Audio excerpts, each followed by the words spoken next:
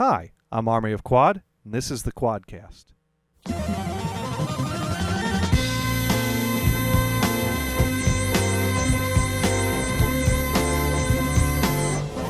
This is a podcast that I've started here, first episode, about quadraphonic and 5.1 sound.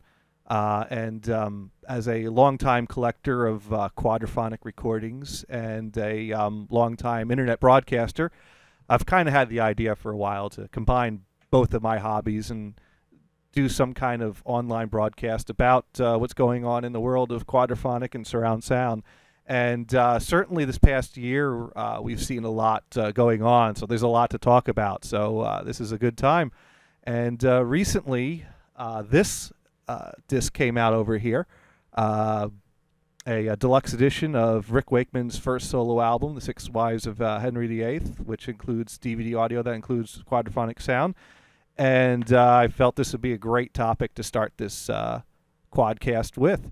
So to start with, Six Wives of Henry VIII is Rick Wakeman's first solo album, originally released in 1973, and was mixed in quad by Marv Bornstein and Bart Chiade. I'm not sure if I have the pronunciations right there. It was released in the U.S. on SQ Record and Quad 8-track. And in Japan, it got released on King Records on CD4 record. These are not that easy to find, not necessarily that hard to find, a bit expensive when you find them, though. Rumor also has it that it may have actually gotten released on Quad Reel in Japan. Certainly some of the King releases came out in Reel. I've seen a few of them, and it's been said that they all did. Whether or not that's true, though, I can't say for sure, but it's certainly likely. My first copy I picked up here was actually this SQ copy, and I picked this up in college. I actually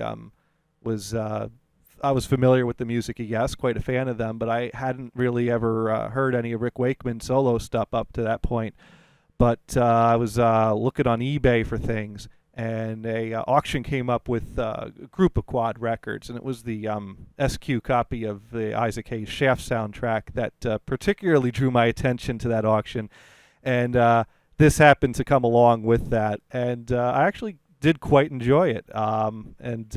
For a while, this was the only copy I had. It got a lot of playing through my tape back then.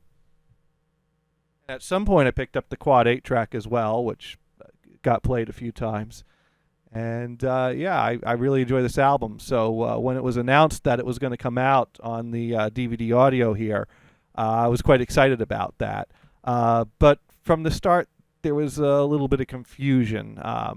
First, I wasn't sure if they were putting the quad mix out on the DVD or if they were doing a new 5.1 surround mix. So that was a little confusing from the start.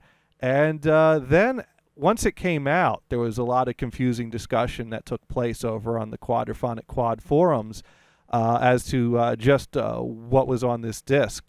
Some people start saying it sounded like a needle drop. Some people said it came from a Quad 8-track tape.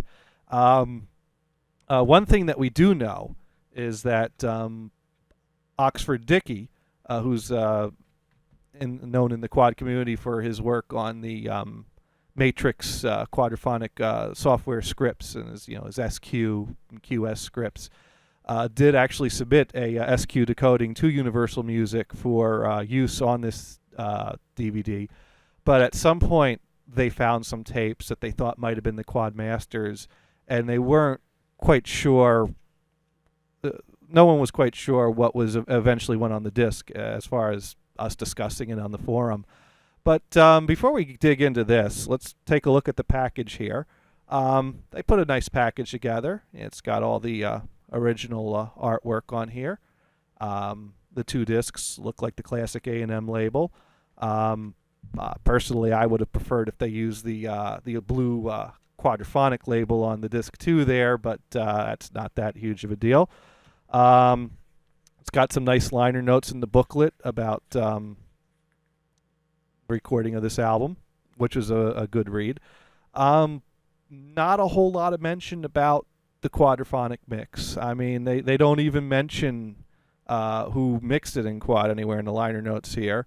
The only mentions to quad are that it includes a quadraphonic mix on the DVD, which it says in the booklet and on the back of the disc. They also do mention a thanks to Richard O.D. Ford in the thanks section, who had contributed the SQ decoding to Universal to use. It's got nice menus. It's got some nice artwork on that. It's a well put together disc authored by Neil Wilkes over at Opus Productions. And it's got some nice bonus content on there. Not a whole lot, but some bonus content. The CD includes 3 bonus tracks, a early mix of Catherine of Aragon, and single edits of Anne Boleyn and Catherine Parr. And the DVD includes a BBC TV performance of Catherine Howard, which is fun to watch. So you get some nice extras on there. But now let's get back to the contents of the DVD and what's actually on there for the quad mix, because what was really confusing to me was when I got this disc and I threw it on, I was like, oh yeah, they're right, that's the SQ software decoding that Oxford Dickey sent them. That's clearly what I'm listening to. But then when the poll was put up over on the Quadraphonic Quad forums, it was announced that no, it uses the master tape. And I was like, was I listening to it right? I don't think so. But I thought this would be a good chance to really dig in and take a look at this album and also confirm just what is on this disc. So I've gathered all my sources, as you can see here, and I've recorded them all in. I recorded in my SQ record and did a software decoding of my own. I do have the Oxford Dickey SQ Final 2 script, which apparently, according to someone that was talking a bit about it over on the Quadraphonic Quad forums, that is the same script Oxford Dickey used, although he might have done a little extra processing, kind of an SQ Final 2 plus. But I've got the SQ Final 2 script, ran my SQ copy through that. I got the 8-track that I queued up on the Fostex that I have for converting. And I also got out the CD4 here and played it on my using my Signet quadraphonic cartridge through my modified Marantz CD400 demodulator. And I also found a Tate 2 conversion floating around out there in conversion land that was done by Under My Wheels, who is a name that has been talked about a bit lately, because also this other release right here of King Arthur includes a CD4 conversion on it that was actually done by Under My Wheels, which was very interesting. So I've gathered all those sources together so we could figure out what's on the disc, but also take a look at this album and ultimately figure out what's the best way to listen to this album, and is it worth picking this up? So I got SoundForge up over here, so let's take a look at that. And I've got my 5 files over here. We got the quad 8-track tape. We got my SQ Final 2 decoding off of my record. This is what was ripped off of the DVD audio. Here's the tape decoding, and here's the recording off of the CD4. First thing that may jump out to you is, one of these things is not like the other, and that would be the DVD audio here. I guess that's just a fact of life these days with commercial releases, that they're going to make them a little louder, but isn't that looking quite loud over there? I wasn't quite thrilled with that, but it's certainly not the worst, but yeah, I think they overdid it a little. But all right, I think our first reference should be what's on the quad 8-track tape, because we know for certain that's a true representation of the mix. So let's the beginning here is well,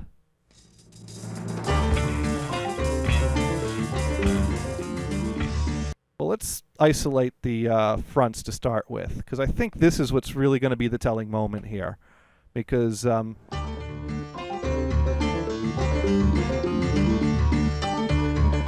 We got piano and organ isolated to the fronts. There's absolutely no drum on the front there.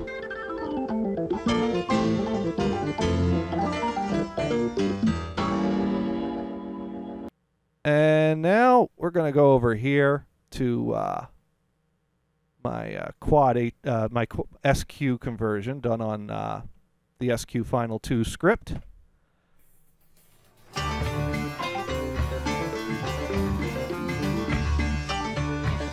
And we got a little hi-hat leakage coming in there. It's certainly trying to cancel out the drums, but, you know, SQ's not going to be perfect. And over here we got what was ripped off of the DVD-A. And we're going to isolate the front channels over there. And cue that up.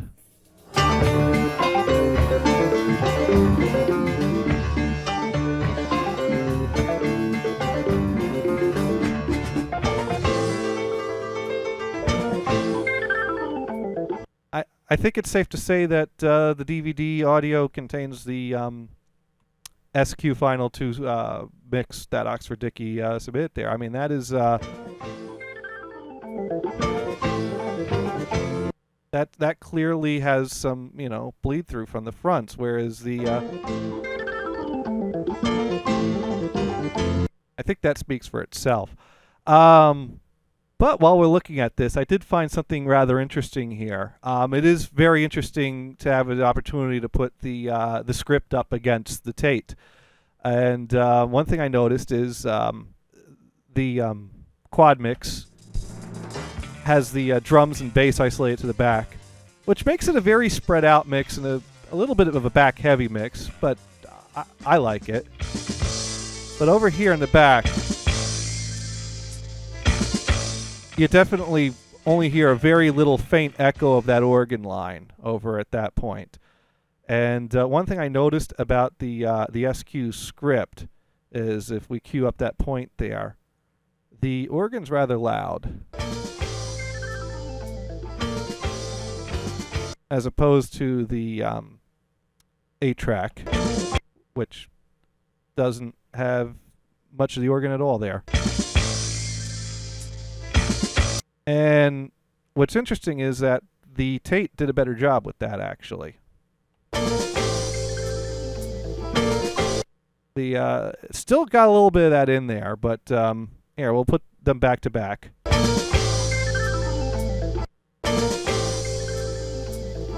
So it seems front center material, they have a difficult time filtering that out with the script. I don't know if anything more could be done with that. I think the scripts have evolved since then, but I'm not sure how. Of course, we got the CD4 over here, and let's take a listen to that for fun. That's still going to have a little bit of bleaking in the tracks, but I think it does a better job than the SQ does. Certainly does a good job of getting rid of that organ in the back. So let's take a look at the next song on here to kind of take a look at the mix a bit.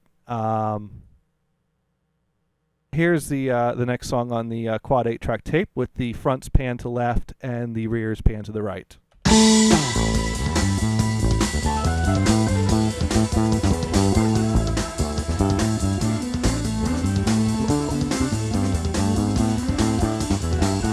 Well, we got the guitar and the keyboards towards the front, and we got the drums towards the back, and we got the bass in the center.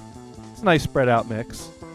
I think some people have been saying it's back heavy, but I you know, it's very quad.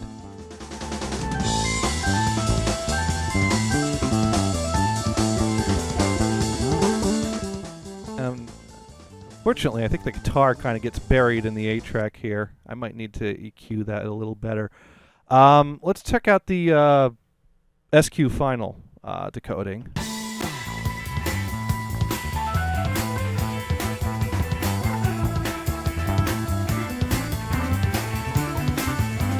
Well, it's got the guitar in the front, and it's got the drums in the back, but the keyboards are in the middle here. So clearly it's decoding it, but I don't know if it's quite as accurate as the 8-track. And let's check out the tape decoding up against this.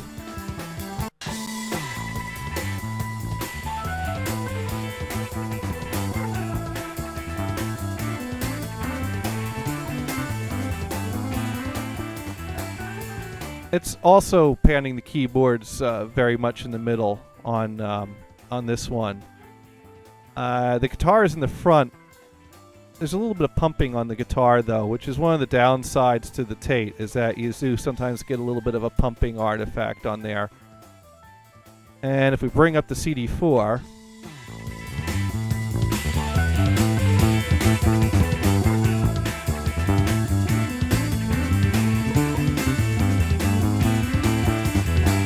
well, I think we got a winner here. I'm really glad I picked up the CD4. We got the keyboards leaning towards the front, guitar sounding good.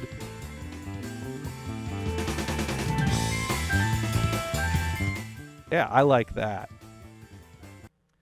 The next thing we'll cue up is the first song on side 2.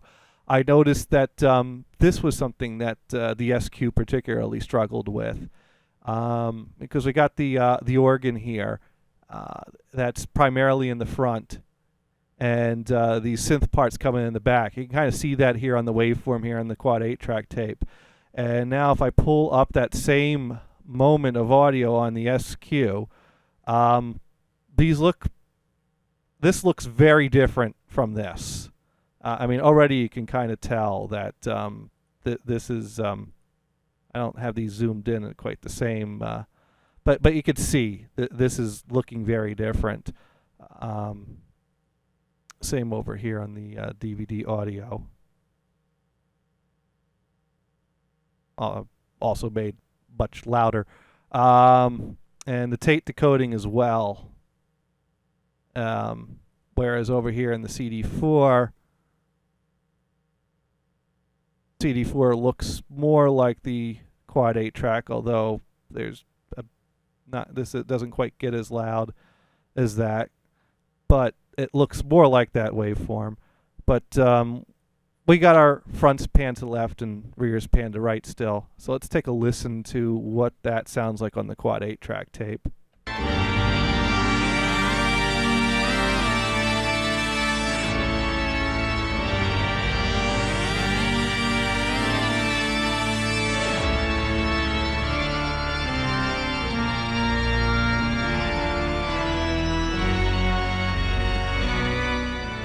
So right there, it's pretty clear that the organ is primarily in the front, and those synths come in just in the back.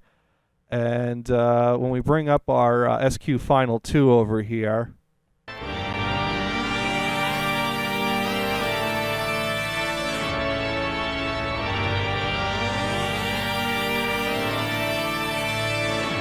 it's really just kind of a mess, is what it is.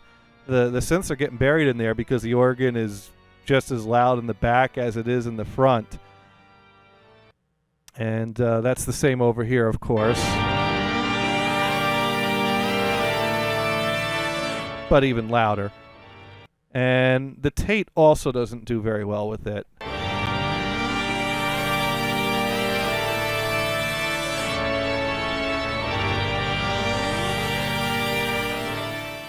Now, if we do isolate the channels a bit, I'm going to switch this over to put the lefts to the left and rights to the right.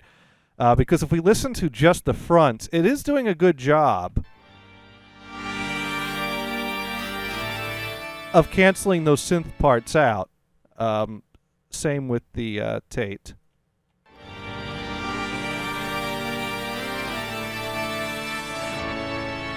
But although it cancels them out of the front, they get so buried in the back that it really you really lose something in the mix there. Meanwhile, if we switch back to our fronts left and backs right, the CD4 holds up much better with that.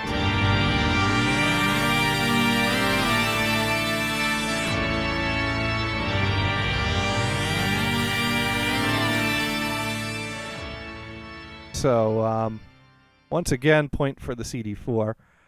Now if we take a moment here, I think this is a good opportunity to take a look at the pros and cons of the SQ script versus the Tate. And I chose this moment because it's got a nice moment of the piano by itself. And we're going to keep the fronts to the left and backs to the right for now.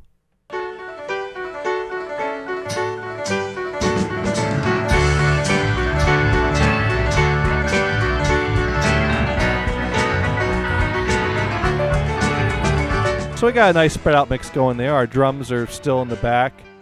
Got our piano in the front.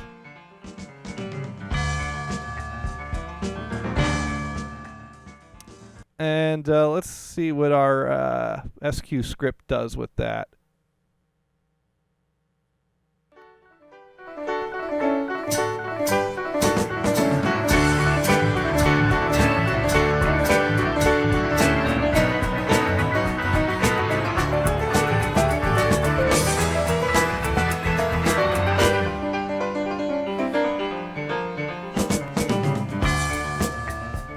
And that does a good job of separating things.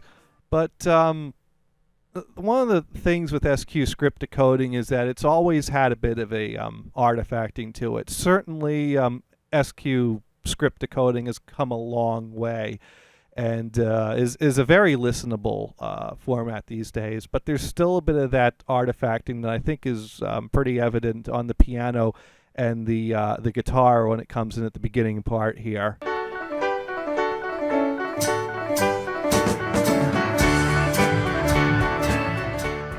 Whereas over here on the Tate, I think we find that the piano has a more natural sound to it.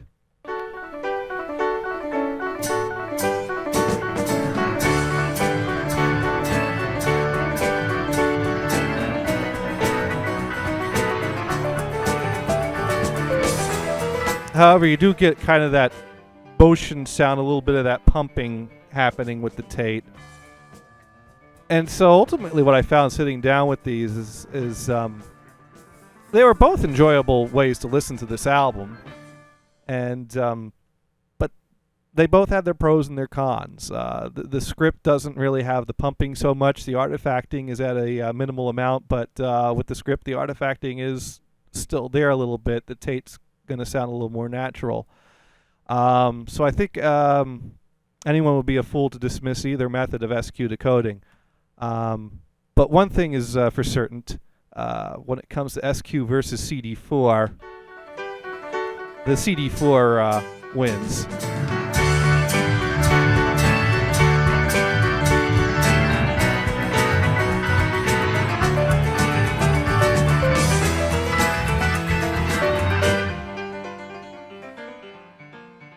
And so I think it's safe to say I'm going to be grabbing for the CD4 anytime I want to take a listen to this album in quad. If for some reason I want to listen to it in stereo, though, the DVD audio is certainly the way to go for stereo with a nice high resolution transfer off the master tape of the stereo mix. And like I said, I didn't have this in stereo before, so I don't regret the purchase, but it's not quite what I was hoping for. I do want to certainly give Universal Music credit for actually taking some interest in quad. I know I've been screaming for it long enough, and I do really appreciate Universal Music actually caring about the quad mix and actually putting out a quad mix. But unfortunately, I gotta tell it like it is. I really don't think they did a very good job of it this time around. They really didn't do a good job of communicating what they were putting out. It wasn't until people started listening to it that it was apparent that it was a needle drop. And even then, they don't seem to know what they even put out, with Universal announcing that it came off of the master tape and it being quite easy to determine that's not the case. It makes you question what's going on there. Not to mention they don't seem to even know what the best source is for it. The Quad 8-track is not a bad sounding way to listen to this album, and I'm curious what could come off of the Quad 8-track if we got it onto some professional equipment. Not to mention that the CD4 does exist. Yes, it's rare. Yes, it's expensive, but it's certainly not that hard or impossible to get a copy, and very affordable for Universal to do. And certainly we know Universal is not opposed to putting a CD4 source onto a DVD audio. So it's rather unfortunate that they didn't quite get it right this time. Not to mention there were some careless typos on the packaging. The disc includes LPCDM sound for the stereo mix, and it also includes the quad mix in DTX. Some careless mistakes like that. One other little nitpick, and this probably isn't even worth mentioning, but it's one of these things that whenever I see it, I'm like, is you throw the DVD audio into a DVD audio player and hit play, and the first thing that comes up is a little Universal Music splash screen, which was originally formatted in widescreen, and then adjusted to be formatted in full screen, and then further adjusted to be in widescreen, resulting in a nice black border around the whole thing. And I just hate it when I see something like that. It's like, come on, you're not even trying. But other than that, it's a nice package. It's a nice representation of the stereo mix, a few good bonuses. And is it worthwhile? Well, that's an interesting discussion, because there's kind of a question of should the labels be putting amateur conversions like this out on official releases. On the one hand, there's already a quad community doing this, and we're happy doing this ourselves. Shouldn't the labels be sticking to professional sources? The other hand is that if you want to put out an official release of something and that's the only source you have, it's either that or nothing. Putting it out there from a quad source does give people an option of something to listen to that don't necessarily have a SQ decoder or a quad 8-track deck or a CD4 demodulator setup. These are not exactly easy formats to listen to. Should you buy it? I'm leaning towards no, not for the quad. Certainly the quad is treated as an afterthought on this. If you need a good stereo copy, yes, buy it.